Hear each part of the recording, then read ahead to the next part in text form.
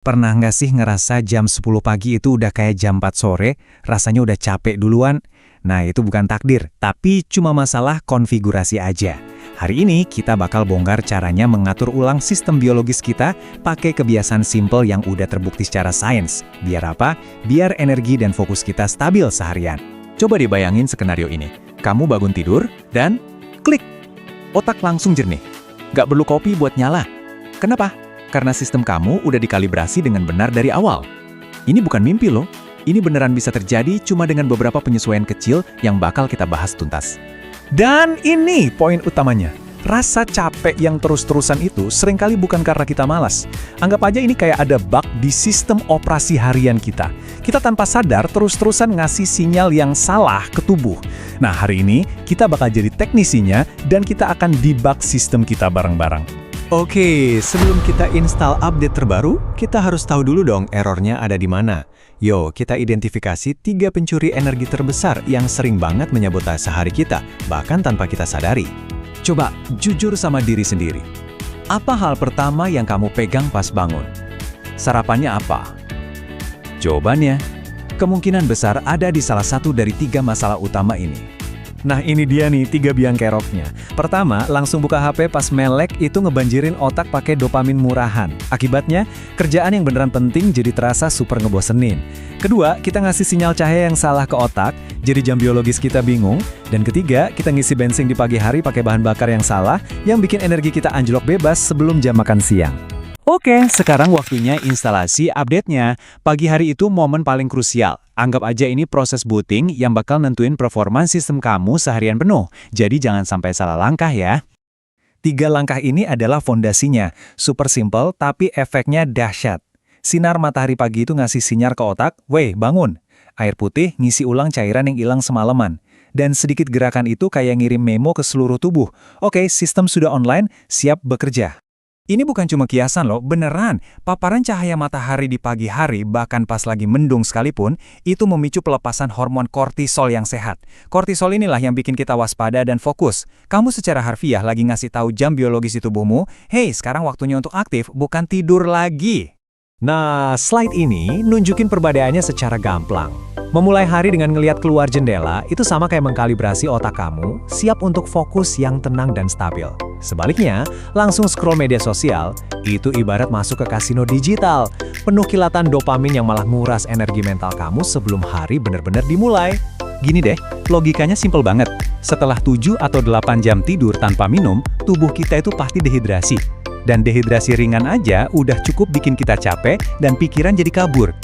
Jadi, sebelum masukin kafein atau informasi apapun ke sistem, masukin dulu air putih. Ini adalah riset paling dasar dan paling penting. Soal sarapan, ini juga penentu banget. Kalau kamu mulai hari dengan yang manis-manis, siap-siap aja naik roller coaster gula darah. Naik cepet, turunnya juga cepet. Sebaliknya, protein itu ngasih pelepasan energi yang lambat dan stabil. Jaga fokus kamu tetap tajam tanpa ada drama crash di tengah jalan. Buat para pecinta kopi, ini ada tips penting. Pas kita bangun, tubuh kita itu secara alami lagi produksi kortisol, hormon stres yang bikin kita melek. Nah, dengan nunggu 60-90 menit, kita biarin puncak kortisol alami itu lewat dulu. Baru deh, kita pakai kafein sebagai gelombang energi kedua. Jadi, kopinya nambahin energi, bukan gantiin energi alami yang seharusnya udah ada. Oke, fondasi pagi kita udah kuat nih. Sekarang, gimana caranya biar momentum ini tetap terjaga? Kita akan bahas cara menghindari lemot yang biasanya nyerang pas jam-jam rawan di siang hari.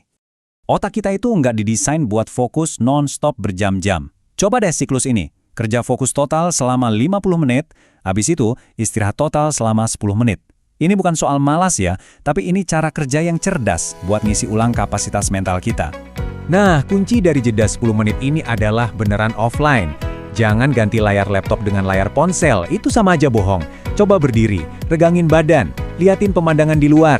Biarin otak kita masuk ke mode istirahat, di mana dia bisa napas sejenak dan memproses informasi.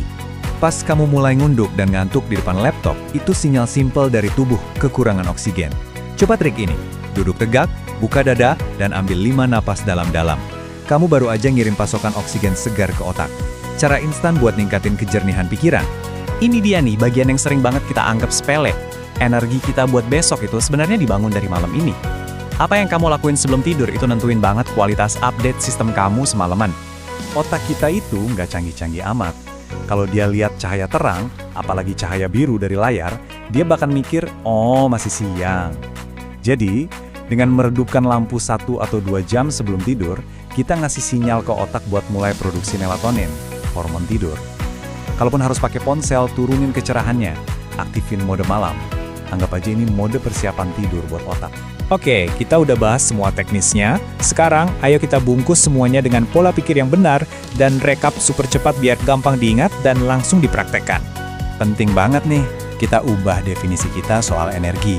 Tujuannya itu bukan biar jadi hiperaktif, gelisah, dan sibuk terus-terusan. Energi sejati adalah kondisi di mana kamu merasa tenang, pikiran kamu jernih, dan kamu bisa mengarahkan fokus kemanapun kamu mau, dengan kendali penuh. Jadi, ini dia rekap konfigurasinya. Pagi, kasih sinyal bangun dengan cahaya, air, sedikit gerakan, dan bahan bakar protein. Siang, kelola fokus dengan siklus 50-10 dan isi ulang pakai oksigen. Malam, siapkan sistem buat istirahat dengan meredupkan lampu. Simpel kan? Coba deh terapkan ini secara konsisten.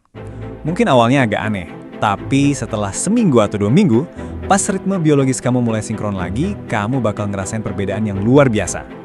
Ini bukan lagi soal nggak capek, tapi ini level kejernihan dan kehadiran yang benar-benar baru. Anggap aja setiap penjelasan kayak gini itu sebagai firmware update buat sistem operasi kamu. Jadi tekan tombol subscribe itu bukan buat inspirasi, tapi biar otakmu dapat update dosis fokus dan energi berbasis sains setiap minggunya. Sampai ketemu lagi!